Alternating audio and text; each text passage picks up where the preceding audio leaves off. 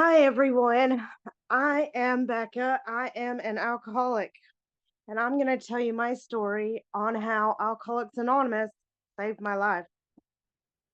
So, this story might be triggering to some. There's a lot in my story.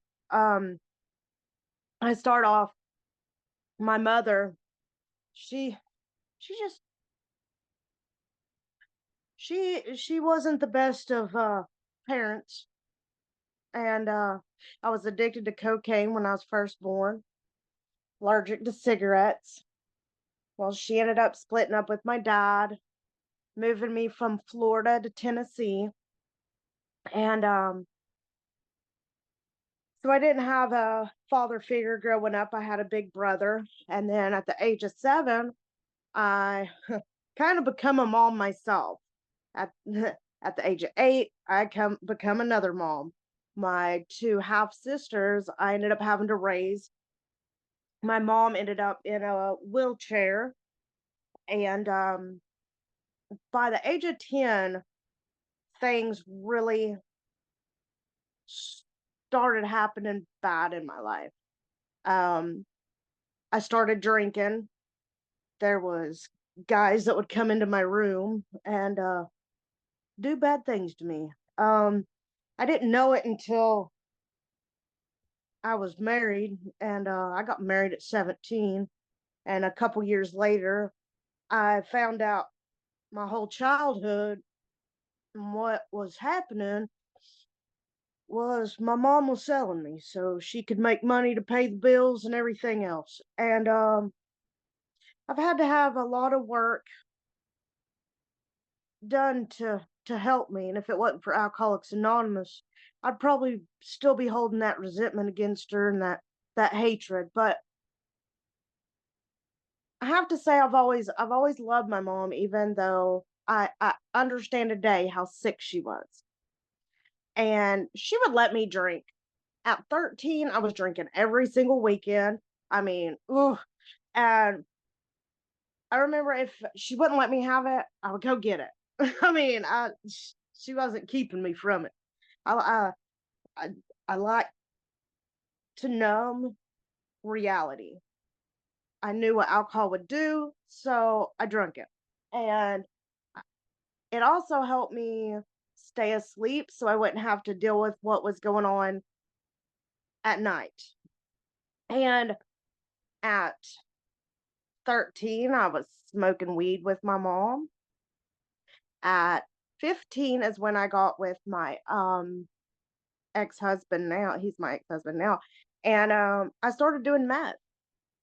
And I thought that was the best thing in the world because I could take care of my sisters, my mom, the house was clean, I could go to work. I mean, it was super. And it quieted my mind because I do have a little bit of the ADHD. So in my head, it was just a miracle. It was the miracle. It was the best thing in the world. And so I was on that stuff for a long time. When I was 20, see, like I said, I got married at 17. My mom, she ended up taking me to North Carolina because in Tennessee they won't let one parent marry. You have to have both parents. And I don't think my dad would have approved of that. So she took me to North Carolina. She said she wouldn't sign my emancipation papers. She was afraid that she would get my sisters took from her because she was an unfit parent. She couldn't take care of them anyways. And so I ended up getting married. And shoot, that was a rocky road there. And at 20 years old, I had my son. And I quit everything. I didn't drink. I didn't smoke weed. I was smoking cigarettes, and but I wasn't smoking anything else. I quit the meth, and 2 years later, I had my daughter, and it my daughter was 2 years old, My son was 4 when I started picking up drinking again. And my ex-husband, he would stay out all the time. I was the one that would have to go to work with his mom, cleaning houses and stuff.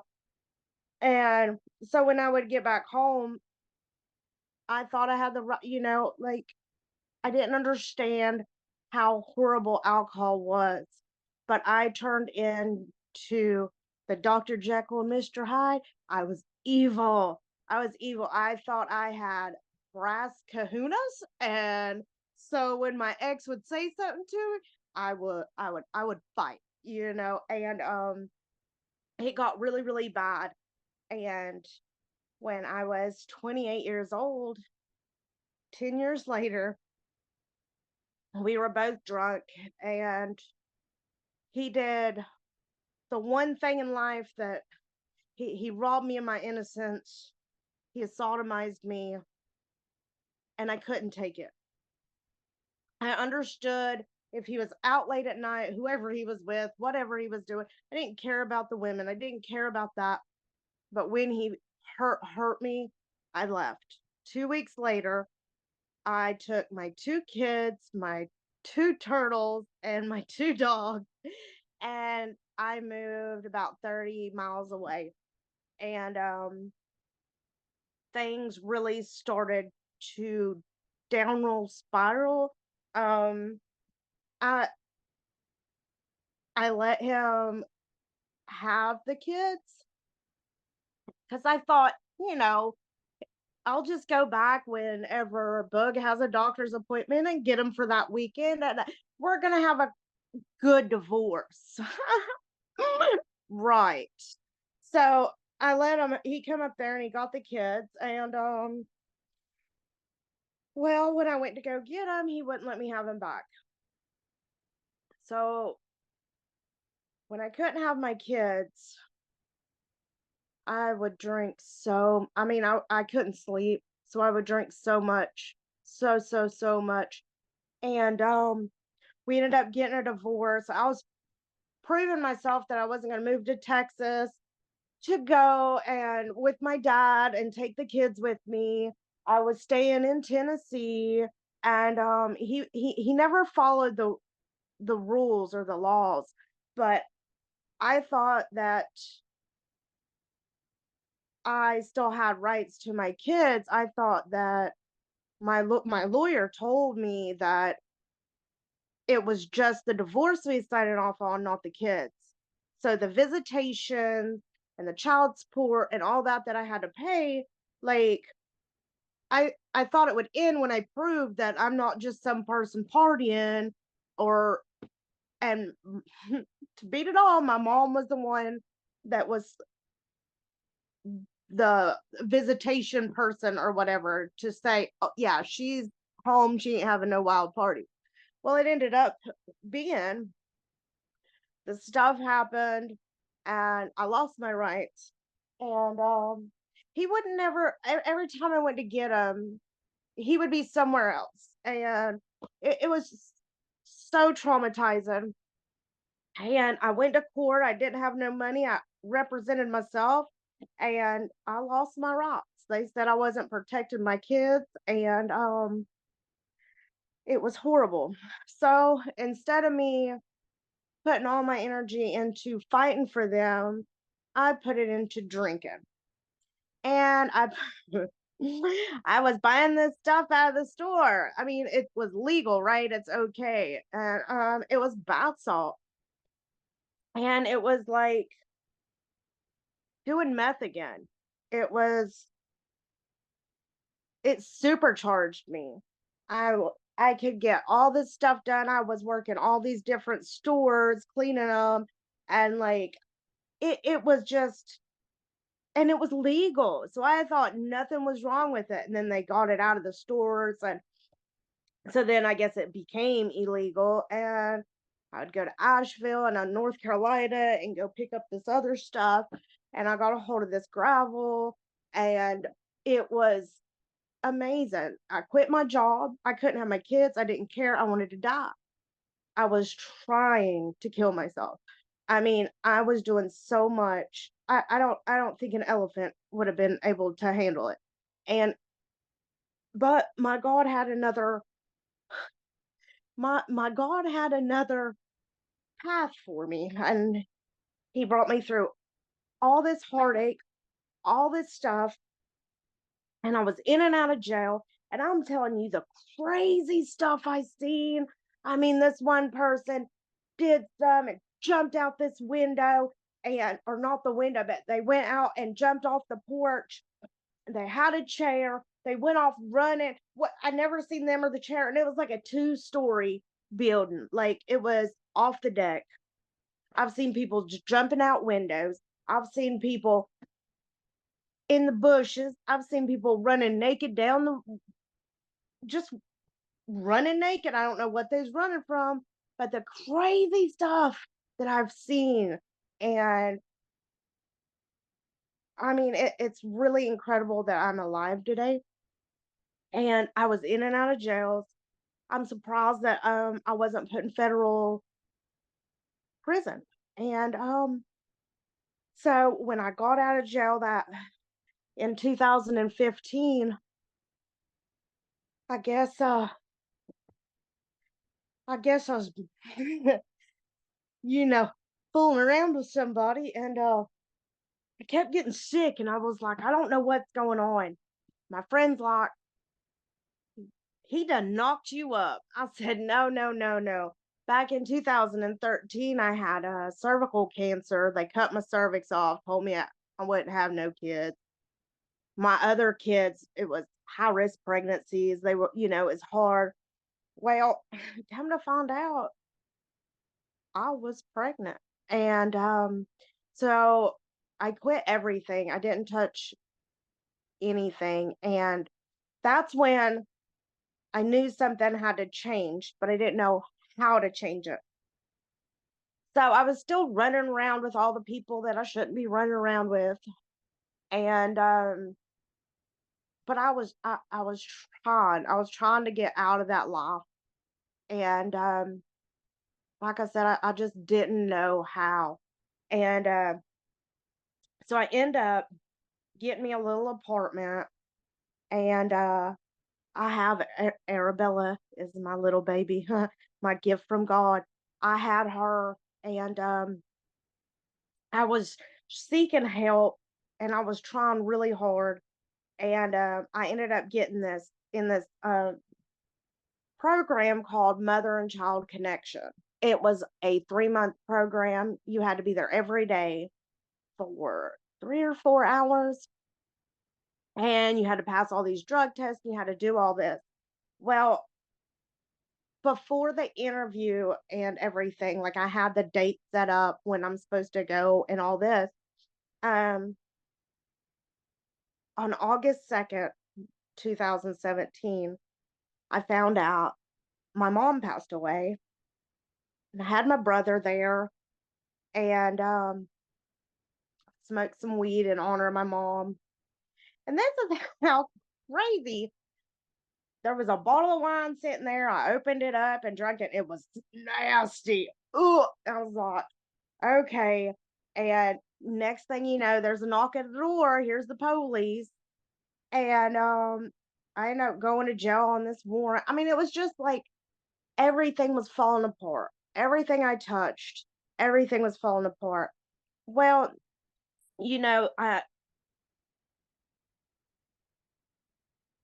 I thought I was fine, and I got out, and I mean, I it was insane. It was insane. All these people was at the house. My brother was there.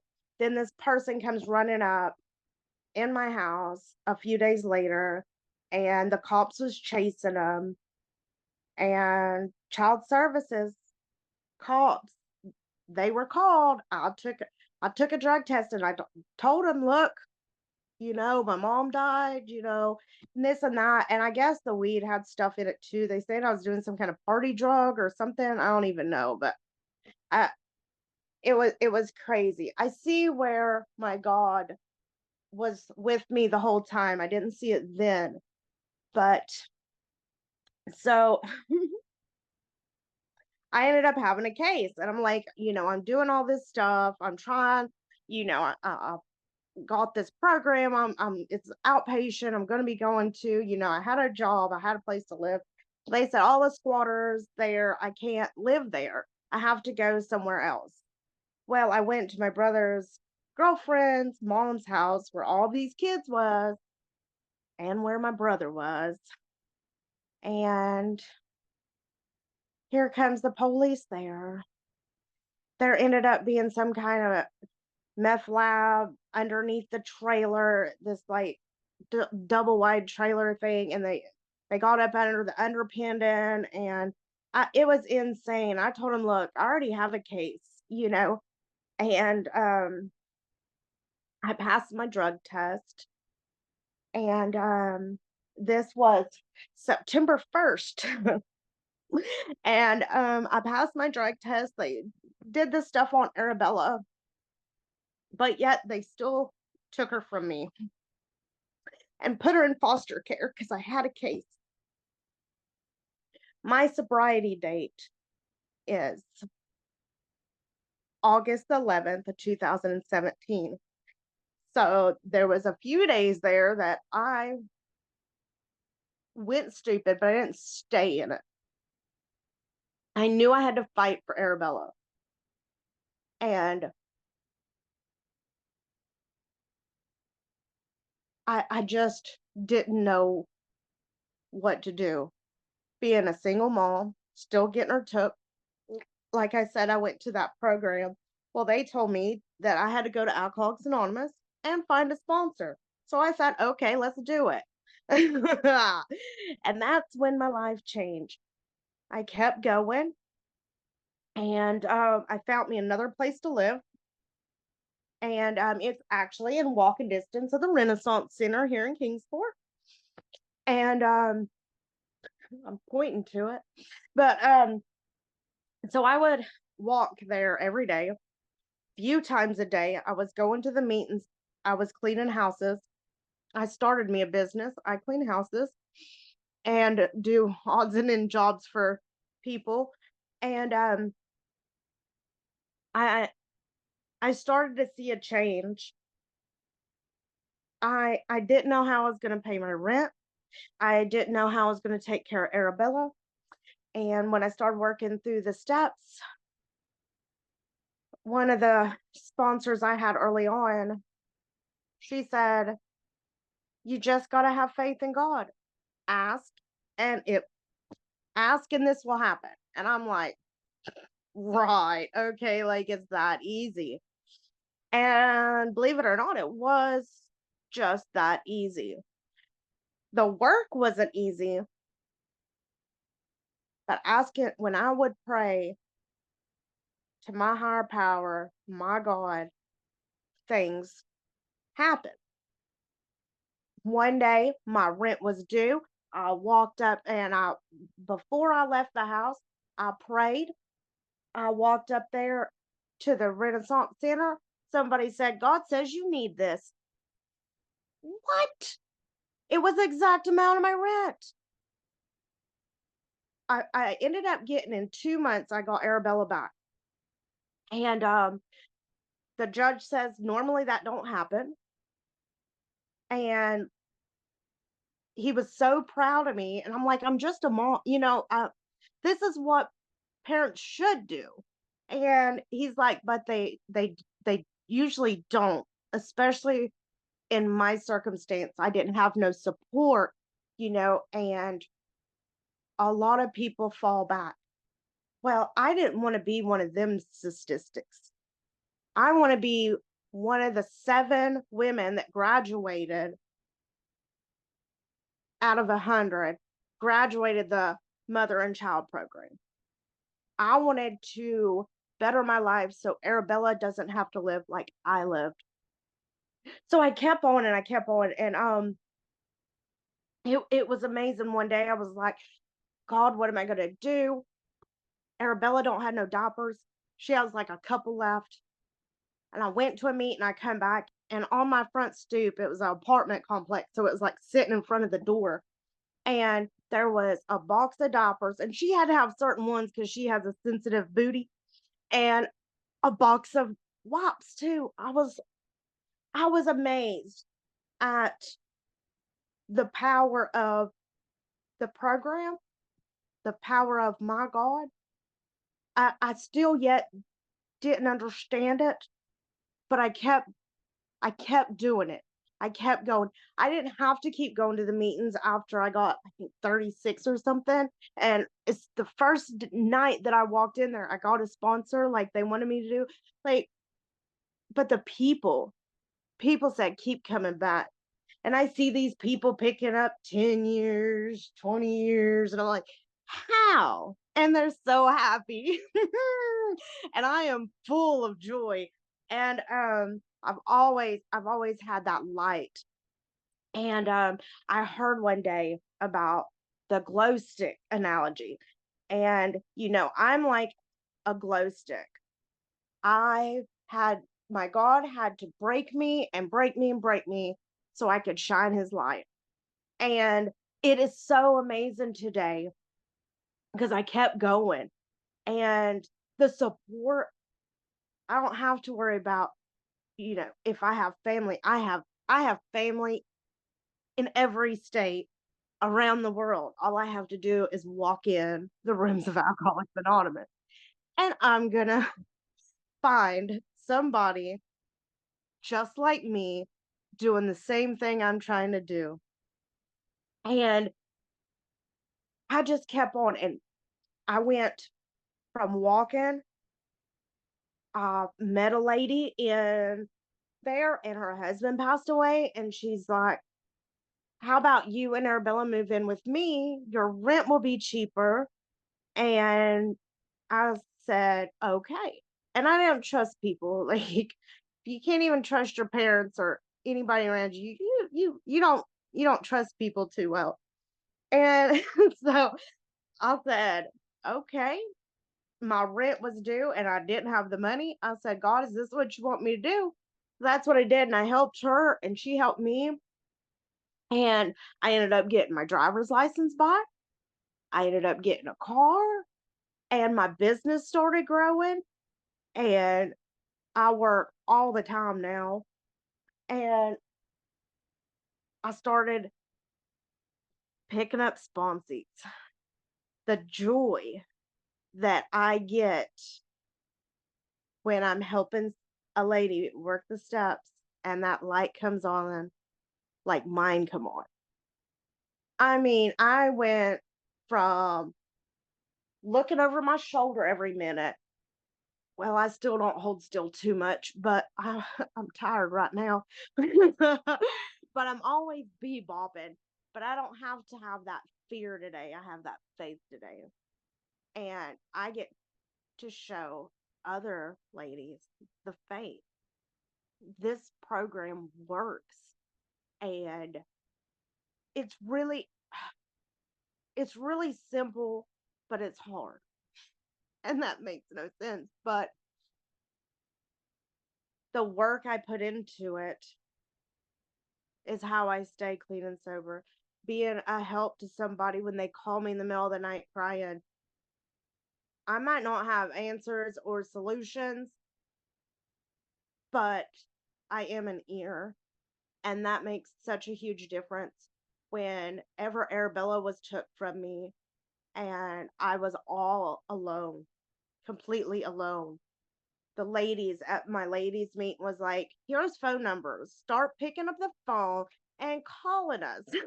Like me, like I do this on my own, like I've done everything on my own. I can do this.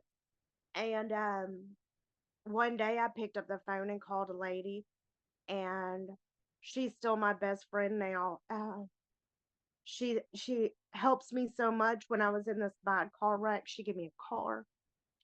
I mean, it's an old car, but it runs, and it's just amazing. I've never felt love until I walked into the rooms of Alcoholics Anonymous.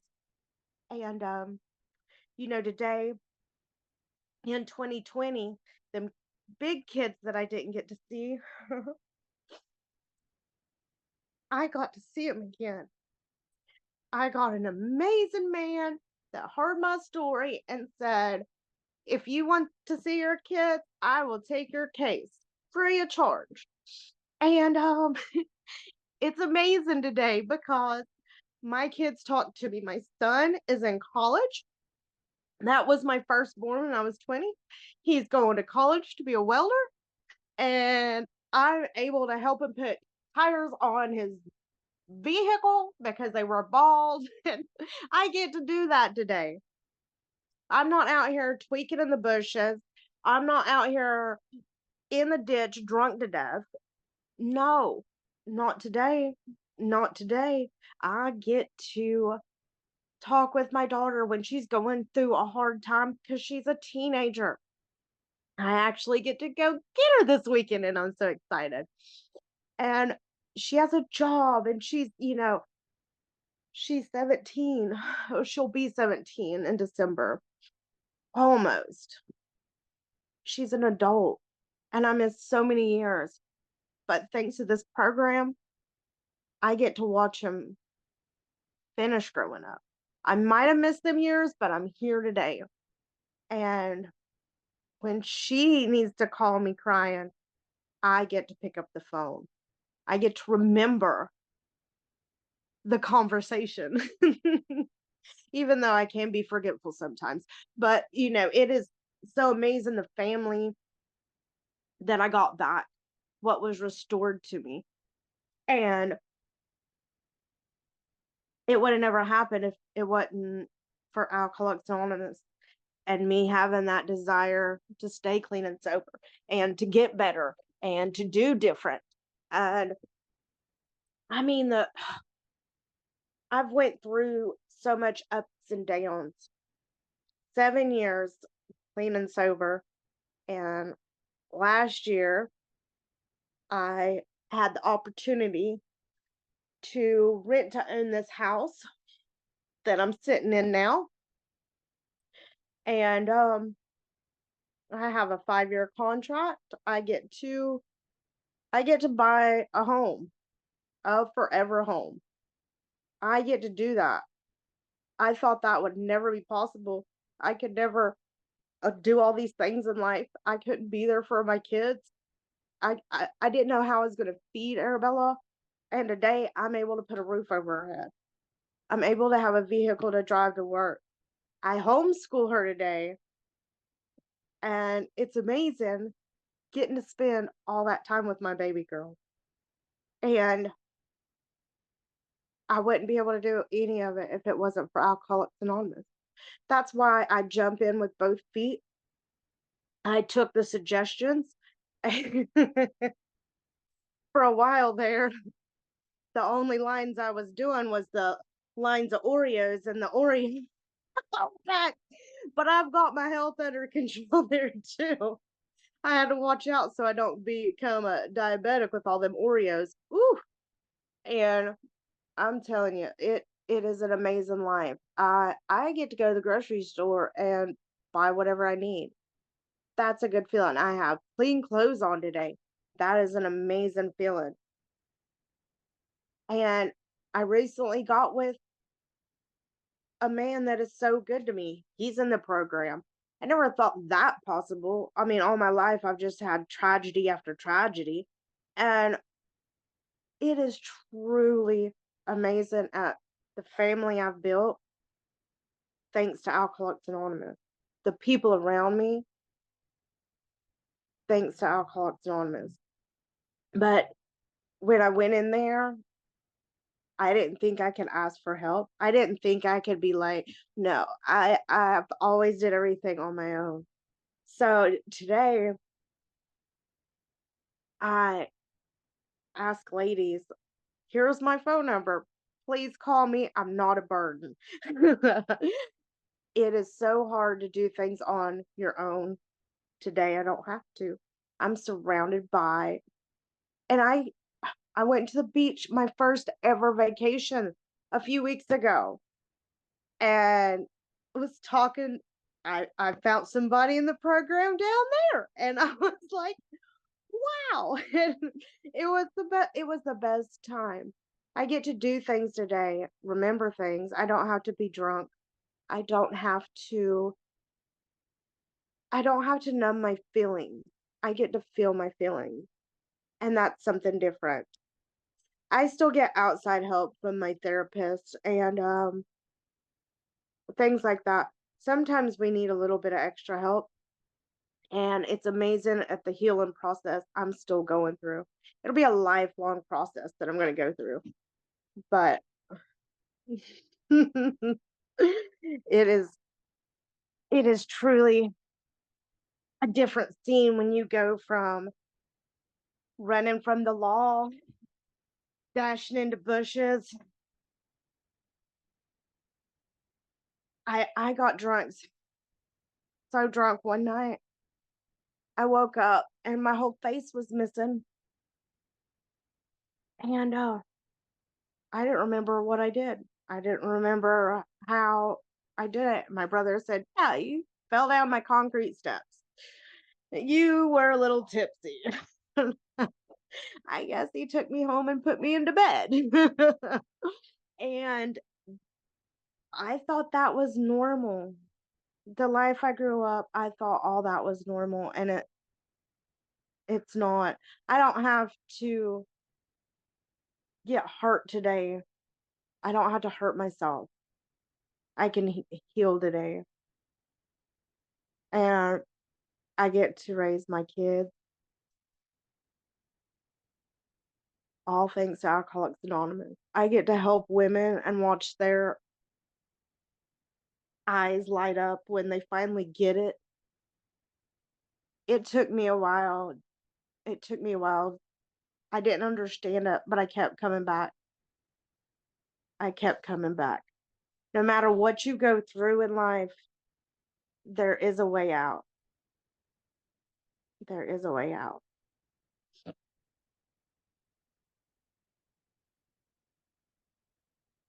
I still got a little bit more time. Let me see. There's Now that I'm 7 years clean and sober, I go with my sponsor and all her sponsees, and we have a group and we do studies.